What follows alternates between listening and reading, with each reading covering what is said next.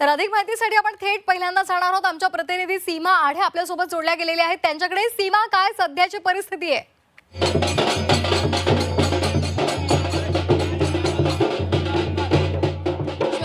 अक्षरशः दक्षिण मुंबई मराठा आंदोलकांनी व्यापलेली आहे। सध्या मी मुंबई महानगरपालिकेची जी इमारत आहे त्या परिसरामध्ये उपस्थित आहे आणि इथली दृश्य सध्या आपण प्रेक्षकांना दाखवतोय।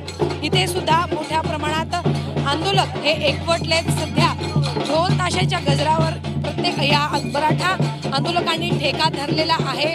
मोठ्या संख्येनं वाहनं इथे आहेत। या वाहनांच्या माध्यमातून मराठा आंदोलकांना खाद्यपदार्थ दिलं जाते। इथे आपण जर बघितलं तर शिगे यांचा जो उत्साह आहे मराठा आंदोलकांचा तो शिगेला पोहोचलेला आहे। आज आंदोलनाचा 5वा दिवस असून आंदोलकांची जी संख्या आहे ती आपल्याला दिवसेंदिवस वाढत असताना पाहायला मिळते। ही बीएमसीची इमारत आहे, बाजूला आझाद मैदान आहे आणि काही हाकेच्या अंतरावर सीएसएमटी स्थानक आहे आणि या संपूर्ण चौकामध्ये आपण पाहू शकतो कशा प्रकारे हे या वाहन पार्क करण्यात आलेले आहे। सोबतच आंदोलक या ठिकाणी आपल्याला ठेका धरताना पाहायला मिळत आहे। डान्स सुरू आहे या संपूर्ण चौकामध्ये। सकाळपासूनच हे वातावरण आपण या ठिकाणी पाहतोय। एकीकडे पोलीस प्रशासन मुंबई महानगरपालिकेकडनं अनेक सूचना जाहीर केल्यानंतर सुद्धा ही परिस्थिती आपल्याला जैसे थेच पाहायला मिळत आहे।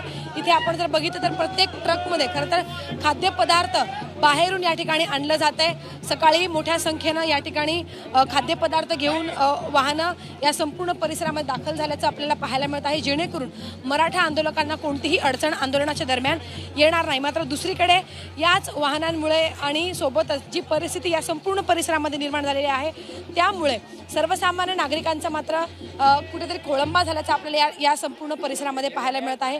मेन ठिकाण आहे, या दोन्ही लेनवरती सध्या रस्ते वाहतूक ठप्प आहे। मागील 5 दिवसांपासून एकही वाहन जी आहे ती बाहेरून येताना आपल्याला पाहायला मिळते। त्यामुळे संपूर्ण चित्र या संपूर्ण परिसरामध्ये वेगळं झाल्याचं पाहायला मिळते।